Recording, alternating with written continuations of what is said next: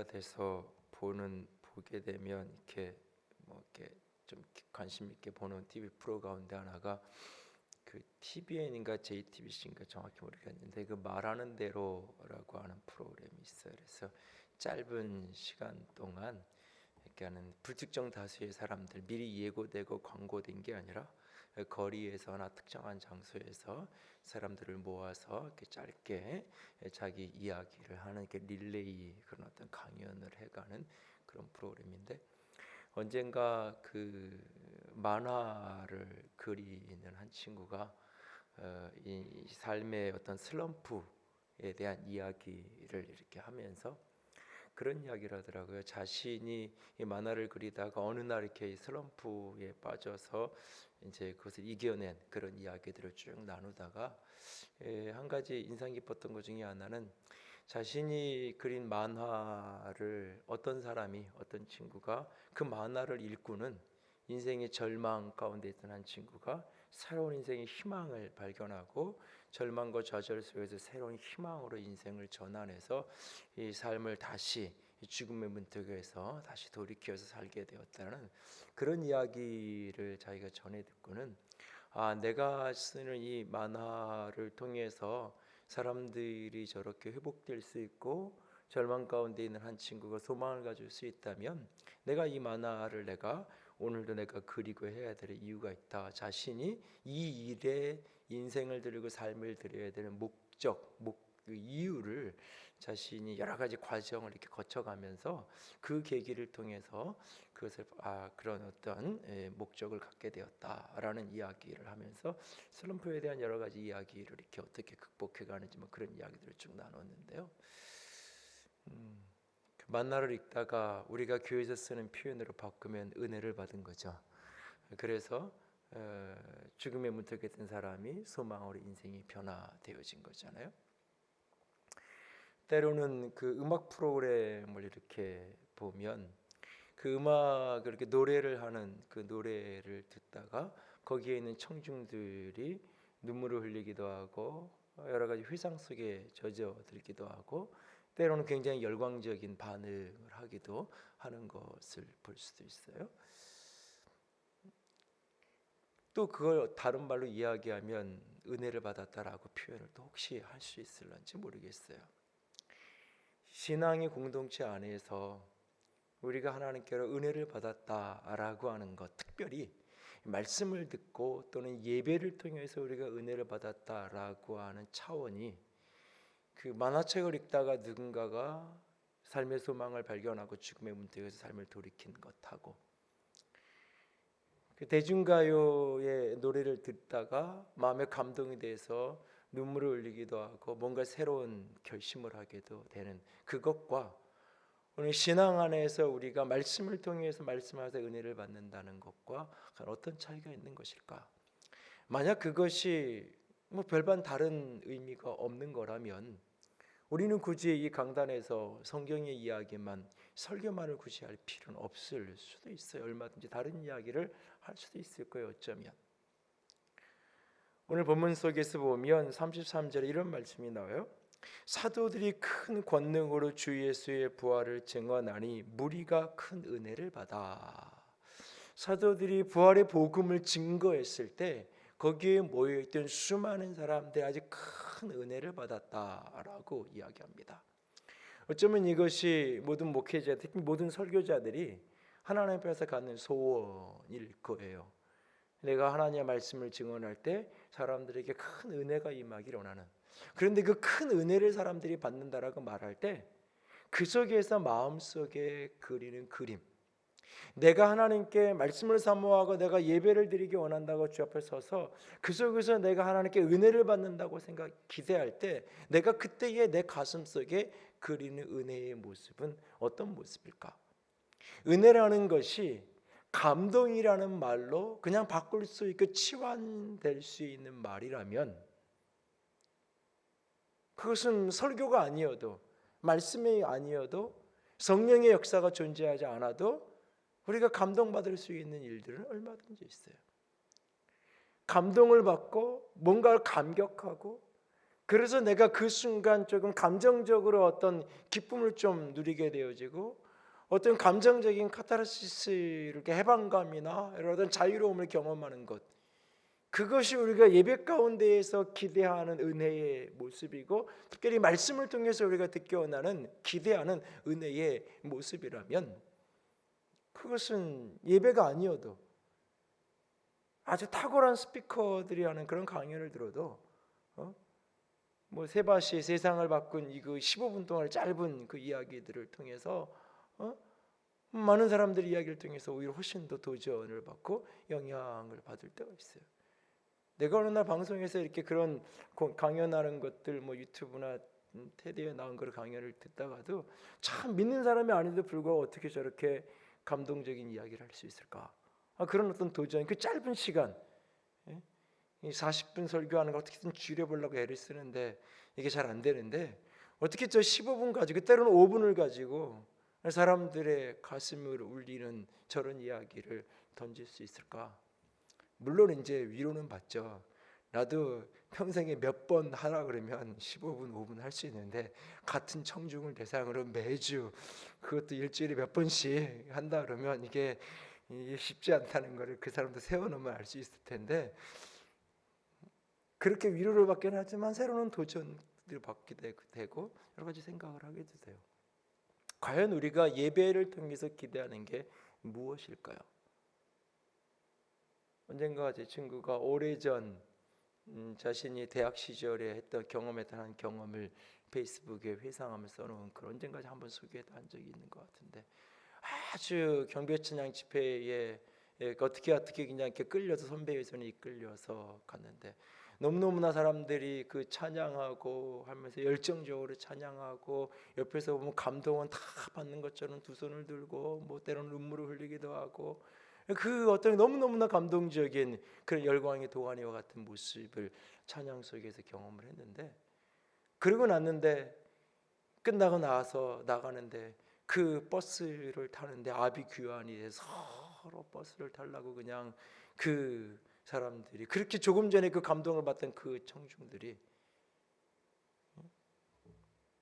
조금 지나서 10시가 넘어 11시가 다가온 시간에 이 집회가 끝나고 그 수천 명이 한 번에 몰리면서 그 버스 노선이 흔하지 않은 그런 어떤 사각지대에 있는 교회였기 때문에 그 버스를 타려고 사람들이 아비규환이 돼 있는 그 모습을 보면서 자기는 도저히 그 버스를 탈 수 없어서 거기서부터 당산동이 그 친구 집인데 당산동까지 동부천동에서 걸어서 한강길을 따라서 오면서 다시는 내가 이런 집회에 참석하지 않는다고 그런 결심을 했던 이야기.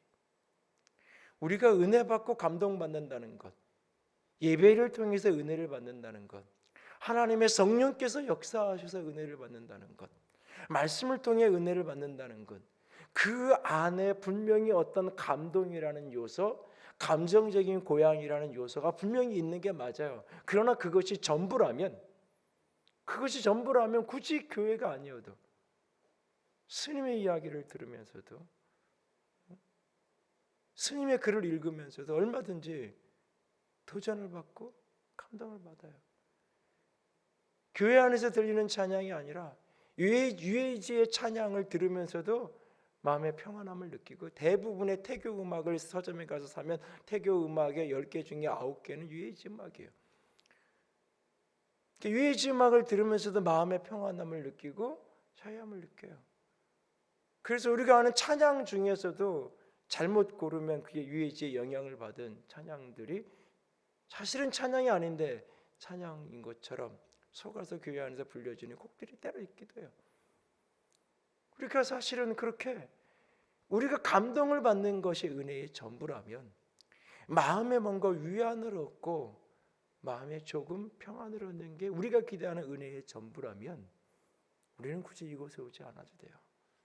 이 시간에 여러분들이 TV를 보고 앉아있는 게 훨씬 더 유익할 때도 있고요. 극장에 가서 앉아있는 게 유익할 때도 있고 다른 어떤 책을 한 권 있는 게 더 유익할 수도 있어요.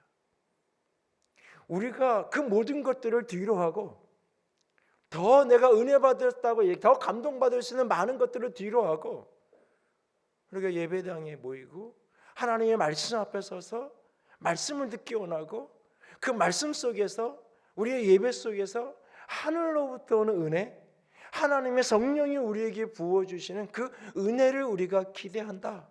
그러기 위해서 우리가 말씀 앞에 서고, 오늘 설교자는 그 은혜를 기대하면서 사람들에게 말씀을 전하고, 오늘 그 은혜를 기대하면서 찬양 인도자는 찬양을 준비하고 찬양을 이끌어가고, 우리가 그 은혜를 기대하면서 찬양한다고 할 때 그 은혜란 도대체 무엇을 이야기하는 것인가? 그것은 바로 내가 하나님을 만나는 겁니다. 그것은 바로 내가 하나님 앞에 서게 되는 거예요. 그것은 바로 은혜를 입었다라는 것, 은혜를 받았다는 것은 그 말씀 속에서 하나님을 경험하는 거예요. 내가 말씀을 듣고 설교를 듣고 은혜를 받았다는 것은, 아, 오늘 목사님 이야기 참 잘하네, 저 목사님 이런 얘기 잘하네, 그것을 평가하고 그것을 느낀, 그것을 은혜 받은 게 아니에요.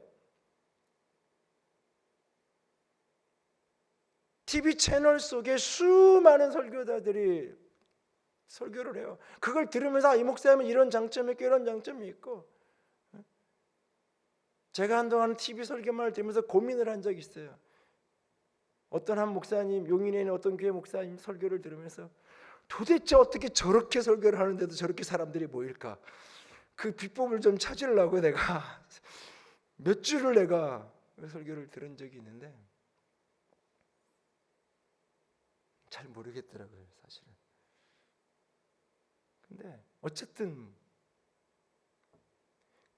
쭉 이렇게 놓고 보면 평가가 돼요. 나름대로 아, 이게 조금 말을 잘하네, 조금 못하네, 감동이 좀 있네, 덜하네. 그건 은혜 받았다는 문제의 본질이 아니에요. 말씀 앞에서 하나님을 경험하는 거예요. 조나단 에드워드는 지금의 설교들이 원고가 많이 남아 있어요. 이유는 뭐냐? 그는 원고 설교를 했기 때문이에요. 그는 원고를 외워서 독해하지 않았어요. 그는 그냥 설교를 읽었어요. 여러분, 이렇게 대학 다니던 시절 생각해 보면 제일 재미없는 교수님이 강의 한 쭉 읽는 거잖아요. 내가 이 수업을 왜 들어야 앉아 있어야지 모르겠잖아요. 그냥 저 강의한 내가 사서, 저 강의한 사서 그냥 혼자 읽고 모르겠는 것만 가끔 이렇게 설명을 뭐 필요하면, 내가 도대체 왜 여기 와서 그냥 한 달락 읽고 그 다음에 설명도 조금 하고 그러면 또 이해가 되는데, 쭉 읽어 내려가고 설교를 그렇게 했어요. 근데 2000년 교회 역사 중에 가장 탁월한 설교가 가운데 한 사람이라고 사람들이 기억하고 있어요. 그의 설교를 오늘도 많은 신학생들이 읽고 흉내내려고 하고, 읽으면 그 글을 읽으면서 하나님을 만나고 영적인 도전을 받는다라고 이야기해요. 우리가 말씀 속에서, 설교 속에서, 예배 속에서 은혜를 받기를 기대한다라고 말할 때 그것은 그 속에서 하나님을 경험하는 거예요. 그걸 다른 말로 이야기하면 내 인생의 주인이 전환되는 거예요. 하나님이 나의 왕으로 경험되는 거예요. 하나님이 나의 주인으로 경험되는 거예요. 그래서 말씀 앞에 설 때에 하나님이 주인 되신 그분이 말씀 속에서 경험되어지기 때문에 그 말씀 앞에 내가 순종의 응답을 하는 거예요. 그 말씀 앞에 믿음의 응답을 하는 거예요. 내 삶은 절망이었고 좌절이었고, 그래서 어디에서 희망이 없는 상황이었음에도 불구하고 살아계신 그분이 내 앞에 서서 그분의 살아계심을 경험할 때, 절망 가운데 있던 사람이 그분이 살아계시고 그분이 선하시고 그분이 나를 사랑하시고 그분이 내 아버지라는 경험 속에서 다시금 소망이 일어나 걸어가게 되는 거예요. 소망하라는 메시지를 이해해서 왜 소망을 가져야 되는지 1, 2, 3 그게 이해가 돼서, 아, 소망하는 삶을 살아야지, 그게 아니라 더 본질은 그 속에서 소망이신 하나님 그분을 경험하고 그분을 만나는 거예요. 내 눈에 보이는 삶의 현실은 절망인데, 내 눈에 보이는 삶의 현실은 좌절인데, 그분이 살아계신데, 살아계신 그 하나님이 소망이고 그분이 나를 사랑하시고 그분이 내 아버지가 되신다는 사실이에요. 그것이 말씀 앞에 경험되고 체험될 때 절망과 좌절 가운데 있는 사람이 일어나 소망의 삶을 살아가게 되는 거예요. 내가 은혜를 받으면 받을수록 내 삶의 주인의 자리가 내가 아니라 그분이라는 것을 끊임없이 고백하게 되는 거예요. 오늘 예루살렘 교회는 위협 가운데 있잖아요. 지금 죽음의 위기, 협박, 핍박의 그림자가 짙게 드리워진 그 상황이었잖아요. 그날 그들이 그렇게 절실하게 하나님께 기도했고 하나님은 그들에게 응답하셨어요. 모든 곳에 진동하였고 그들은 성령이 충만하여서 담대히 나아가서 말씀을 전했어요. 성령이 충만하면 말씀을 끊임없이 전하고 전했어요.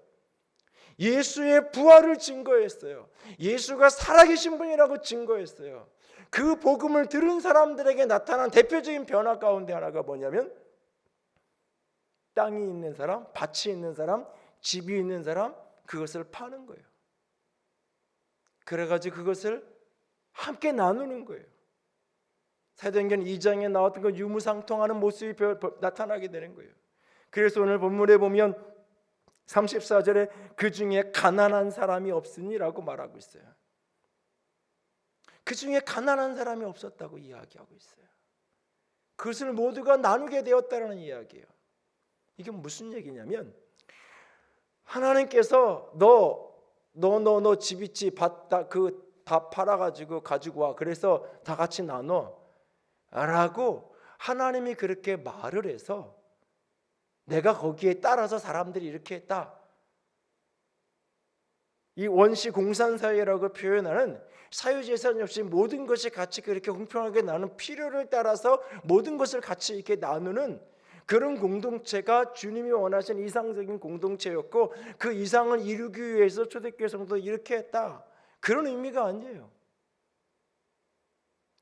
그들에게 있어서 물질이 나의 주인이 아니라 하나님이 나의 주인인 거예요. 하나님의 주인 되신 그분의 주권 아래 이 물질이 쓰여지기 시작하는 거예요. 그래서 오늘 본문에 중요한 표현이 등장하는데 그들이 그 밭을 팔고 집을 판 사람들이 그것을 가져다가 같이 나누었다라고 오늘 성경이 표현하지 않아요. 나누기 전에 그것을 어떻게 했냐면 그것을 가져다가 사도들의 발 아래 두었다라고 이야기하고 있어요. 사도들의 발 앞에 그 물질을 가져다 놓았다고 얘기하고 있어요. 내가 그것을 팔아서 사도들의 발 앞에 갖다 놓은 이것은 아주 중요한 신앙 고백이에요. 물질은 나의 머리가 아니라는 거예요. 나의 주인이 아니라는 거예요. 사람의 발 아래 놓여질 그 존재일 뿐이라는 거예요. 사도들의 발 앞에 그렇게 갖다 놓은 거예요. 그리고 우리의 주인은 주님이시라고. 우리의 주인은 여호와 하나님이라고. 제가 사도행전 2장을 설교하면서도 말씀드렸어요.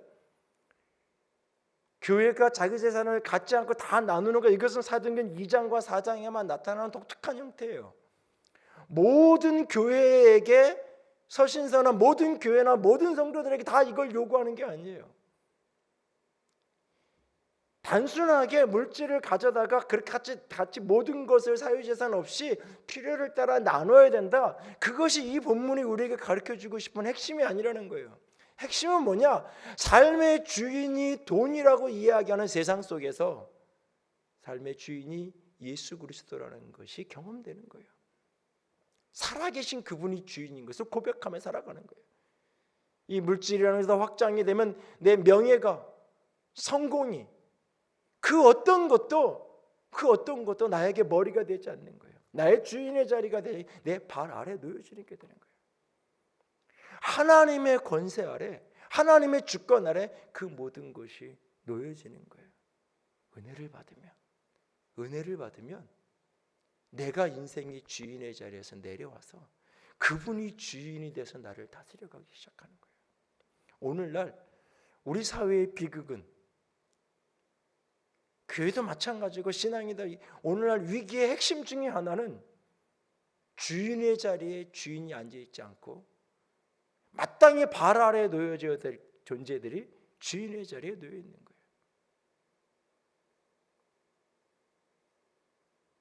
최순실 씨 이야기가 온 나라를 수개월째 앞으로도 몇 달을 더 들어야 될 건데 그 모든 이야기의 핵심이 뭐예요? 돈이에요.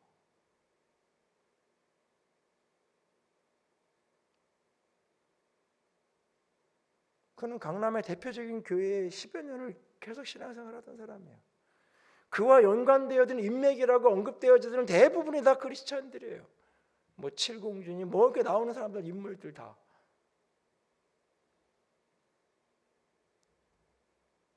모든 가치의 중심이 어디에 있는지 돈을 중심으로 모든 게 돌아가는 거예요.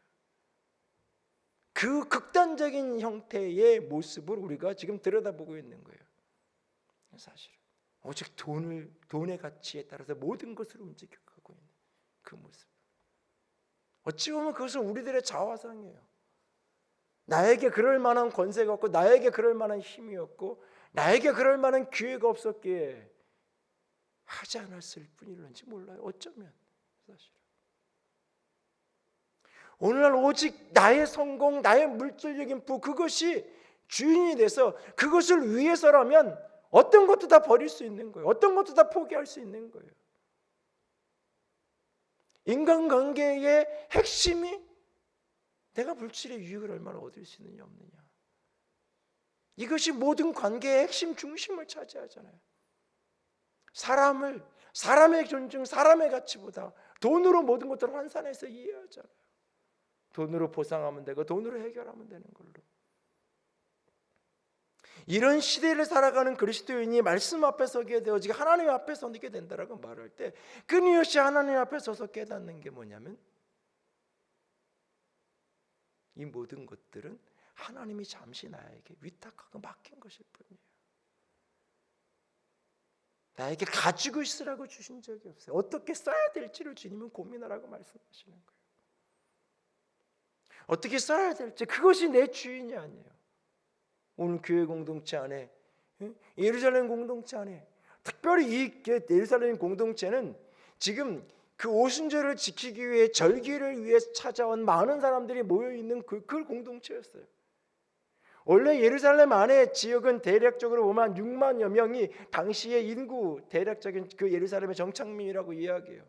근데 여기 3,000명, 5,000명이 회개하고 돌아오는 역사가 가능한 이유는 순례객들이 모여서 100만 명이 넘는 사람들이 순례객들이 모여 있는 거예요. 그들이 여기를 올 때 대부분 여행 경비를 가지고 온 거예요. 일주일 먹을 거, 한 달 정도 먹을 거 여행 경비. 요즘 같으면 돈으로 카드를 가지고 오면 되는데 그게 아니니까 자기 먹을 수 있는 음식 싸가지고 그렇게 준비 어느 정도 해가지고 와 있는 거예요. 근데 거기서 은혜 받고 거기서 성령을 경험하고 이 충만함 속에 머물기 시작하는 거예요. 그렇게 모여 있는 거예요. 이 사람들을 먹이고 입히고 함께 시간을 보내야 돼요. 그러니까 예루살렘에 원래 살던 사람들 가운데 이 필요가 보이는 거예요. 이 필요가 보이는 거예요 지금. 예루살렘에 원래 살던 사람들 근데 가지고 있는 돈 없으니까 자기 집 팔고 자기 밥 팔아가지고 가지고 와서 지금 이 사람들을 먹이라고. 보이는 필요를 위해서 나에게는 물질이 있을 때 그것을 내어드리는 거예요. 그걸 같이 나누는 거예요.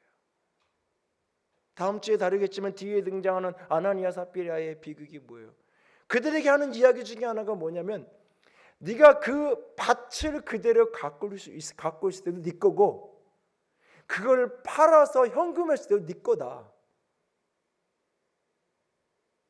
밭으로 땅으로 부동산으로 갖고 있을 때도 아나니아 네 거고 그거를 바꾸어서 팔아서 현금으로 갖고 있어도 네 거다.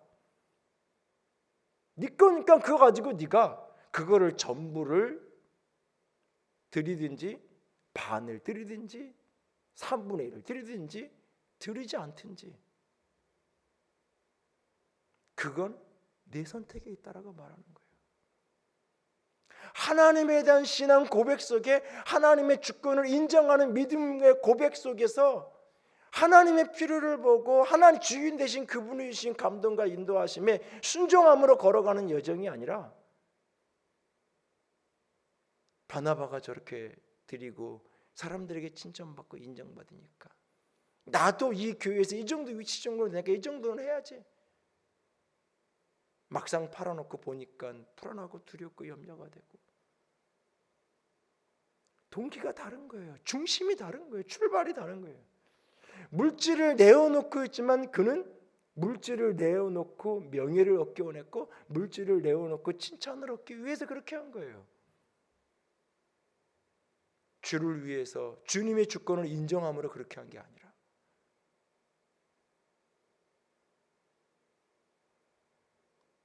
오늘 하나님의 말씀 앞에 서서 하나님이 우리에게 경험되어질 때 그 말씀 앞에 우리가 순종의 반응하게 되는 거예요. 그렇지 않으면 내가 평가하는 거예요.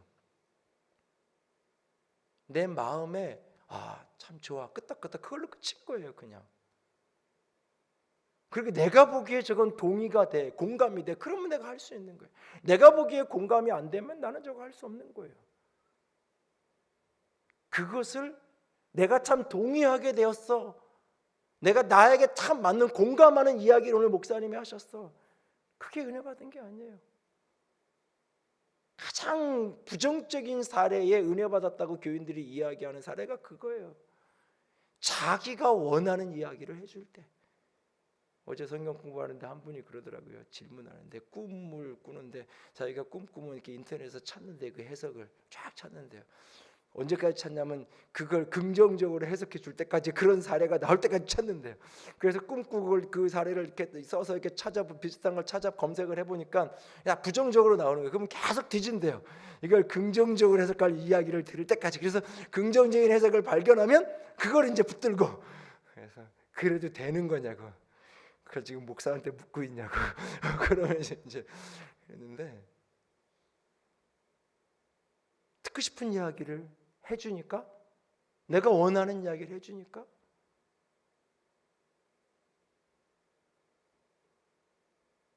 좋아하는 거죠. 그 은혜 받았다고 얘기하는 거죠. 가장 왜곡된 형태의 은혜를 이야기하는 거예요. 가장 낮은 수준의, 어쩌면 저급한 수준의 은혜를 이야기하는 거예요. 그거는 사실은 은혜를 받았다고 말하는 것은 그 말씀 속에 살아계신 그분을 만나는 거예요. 오늘 이 본문 속에 얘기하잖아요. 예수의 부활을 증언할 때 큰 은혜를 받았다고요. 말씀이 예수 그리스도잖아요. 말씀이 살아서 운동력이 있어서 좌우의 날성 검보다 예리해서 우리의 심령 골수를 찔러 쪼갠다고 말하잖아요.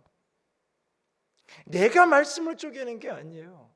목회자가 말씀을 쪼개 그 말씀을 쪼개서 분석하고 해석하는 게 아니에요. 그 말씀이 나를 해석하는 거예요. 말씀이신 예수 그리스도가 나를, 내가 그분 앞에 서는 거예요. 그분의 존재 앞에 서는 거예요. 말씀 속에서 그분을 경험하는 거예요. 그분의 주인 되심이 경험하는 거예요. 그래서 그분의 주인이심을 시인하는 삶을, 말씀이 들은 자리에서 일어나서 예배의 자리에서 나아가서 그분의 주인인 되심을 시인하는 삶을 살아가는 거예요. 절망과 좌절과 고통과 한숨밖에 안 나오는 삶의 환경에도 불구하고 삶의 주인인 그분을 경험하고 나니까 노래하고 찬양하며 기뻐하며 감사하며 고단한 삶의 현장을 뚫고 갈 능력이 부어지는 거예요. 감사하라고 했으니까 감사해야지 마인드 컨트롤을 해서 감사하는 삶을 사는 게 아니라, 살아계신 그분은, 선하신 그분을 예배 가운데 경험하니까 이 악하고 절망스러운 현실 속에서도 선하신 그분을 내가 만났고 경험했고 그분이 살아계심을 느꼈고 체험했기 때문에 일어나서 절망이 아닌 소망으로 그 어두움 한복판에 서서 견뎌내고 이겨내고 뚫고 가는 거예요. 물질이 주인이 된 세상 속에 살지만 그것으로 사람을 평가하고 그것을 위해서 더 나은 가치들을 포기하고 버려버리는 어리석은 자의 길이 아니라, 오직 하나님의 인생의 주인이심을 고백하는 삶을, 물질이 나의 주인이 아니고 내 인생의 주인이 아니라는 것을 끊임없이 시인하는 사도들의 발 앞에, 주의 발 앞에 내려놓고 주의 처분에 내어 맡기는, 주의 손길에 내어 맡기는, 주님께 내어 맡기고 주님께 드리는.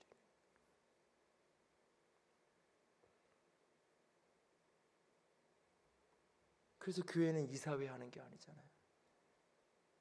교회 장로님의 당연한 리더십 있어야 할 텐데 그 일반 기업의 이사회가 아니잖아요.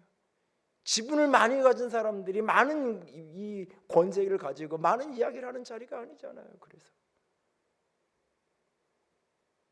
내가 많은 걸 하나님께 드렸으니까 이걸 사용하는데 내가 가서 내가 사용해야 되고 내가 그걸 결정하는데 영향력을 미쳐야 되고 그거 아니잖아요. 그래서 관계없이 오늘 우리의 삶 속에서 하나님이 나의 주인이라는 것, 살아계신 하나님에 대한 체험과 경험, 그것이 우리의 예배 가운데에서 일어날 수 있기를 원합니다. 말씀을 들을 때마다, 말씀 앞에 설 때마다 하나님 그분을 경험할 수 있는, 하나님 그분의 임재 앞에 서서 그분을 만날 수 있는 축복이 있기를 원합니다. 그것이 은혜를 받는 거예요.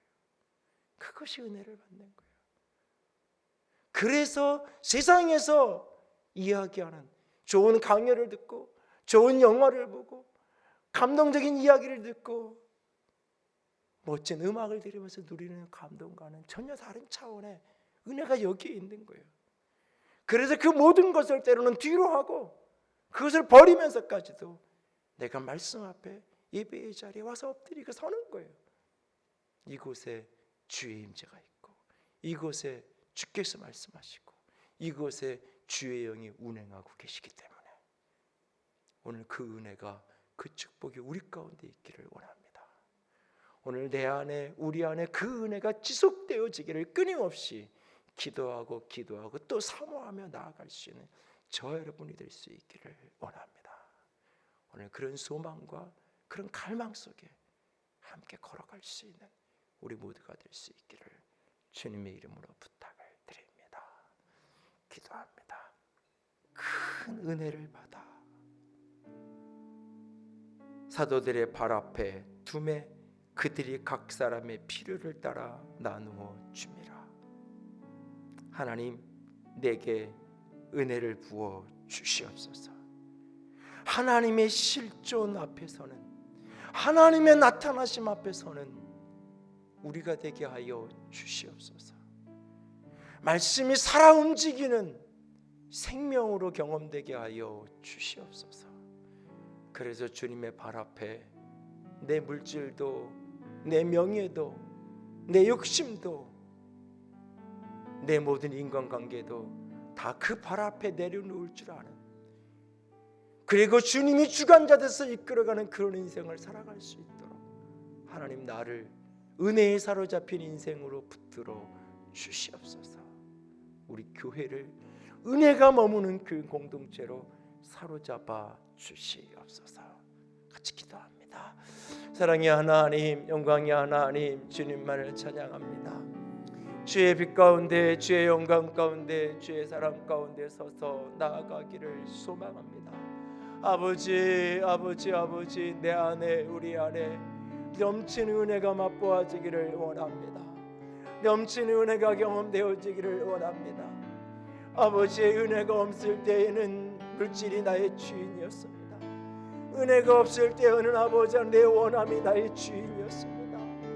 물질이 아버지 내 주인이었고, 은혜가 없을 때는 사람이 내 주인이었고, 은혜가 없을 때 내 욕망이 내 주인이었고, 은혜가 없을 때 아버지 하나님 하나님을 잊은 채로 때로는 절망하며 좌절하며 한숨 쉬며 걸어갔습니다.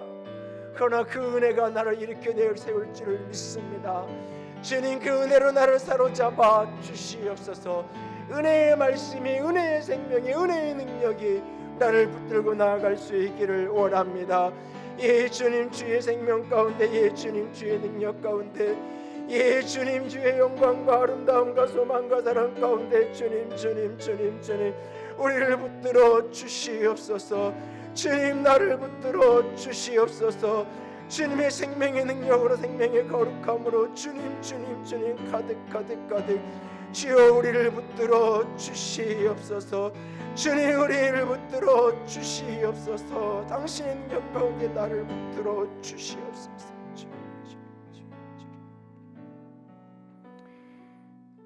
지금 내가 여러분을 주와 및 그 은혜의 말씀에 부탁하노니 그 말씀이 여러분을 능히 든든히 세우사 거룩하게 하심을 입은 모든 자 가운데 기업이 있게 하시리라. 이 시간 한 번 더 기도합니다. 하나님, 우리 하늘의 교회 안에 은혜의 말씀이 충만하게 하여 주시옵소서. 그 말씀으로 든든히 세워지고 거룩함을 입은 자들 가운데 기업이 있게 하여 주시옵소서. 이 강단에 서서 말씀을 선포하는 이들마다 누가 이 강단에 서서 말씀을 증언하든지 말씀을 정하는 증거자들마다 주님 당신의 은혜로 사로잡아 주시옵소서. 한 번 더 기도합니다. 사랑의 하나님, 영광의 하나님, 당신의 교회가 은혜에 사로잡히기를 원합니다. 주의 은혜의 말씀에 부탁한다고 말씀하셨사오니 그 은혜의 말씀이 우리 안에 가득하기를 원합니다. 주님, 이 강단에서 은혜의 말씀만이 선포되어지기를 원합니다. 우리 예배 가운데 은혜가 넘쳐날 수 있기를 원합니다. 주의 존전에 서서 주의 임재를 경험하는, 주의 존전에 서서 주님을 만나는, 주의 존전에 서서 주님을 체험하는 그 은혜, 주의 감격 가운데, 주의 영광 가운데, 주의 생명 가운데서는 그 은혜가 우리 안에 가득하여지도록 주여 도와주시옵소서. 말씀의 영광과 권세 앞에 온전히 서기를 원합니다. 주님 붙들어 주시옵소서. 이 강단에서 말씀이 붙들려지는 목회자들마다, 하나님의 사람들마다 당신의 영으로, 은혜의 영으로 강력하게 사로잡아 주시옵소서. 말씀이 선포될 때마다 하나님을 만나게 하시고 말씀이 증언되어질 때마다 부활하신 주님의 실제가 경험되어지고 누려지고 알아질 수 있도록 주님 도와주시옵소서. 아버지, 말씀 앞에서, 말씀 안에서 살아계신 부활의 주님을 만날 수 있게 원합니다. 부활의 주님이 나의 주가 되십니다. 나를 구원하신 당신이 나의 주님이십니다. 물질도 명예도 그 무엇도 나의 주인일 수 없음을 고백합니다. 그들이 자신의 것을 팔아 사도들의 발 앞에 두었던 것처럼 주님, 나의 모든 것을 주의 발 앞에 둘 줄 아는 믿음의 사람들 되게 하여 주시옵소서. 살아계신 주님, 날마다 때마다 우리의 모일 때마다, 우리 예배마다, 이 강단에서 말씀이 선포되어지고 증언될 때마다 주님 주의 은혜로 가득하게 하여 주시옵소서. 큰 은혜가 넘쳐나게 하여 주시옵소서. 주님 찬양합니다. 주의 이름으로 축복합니다. 우리 주님 예수님 이름으로 기도드렸습니다. 아멘. 이제는 우리 주 예수 그리스도의 은혜와 하나님 아버지의 놀라우신 사랑하심과 성령 하나님의 교통하시며 기름 부으시는 그 은혜가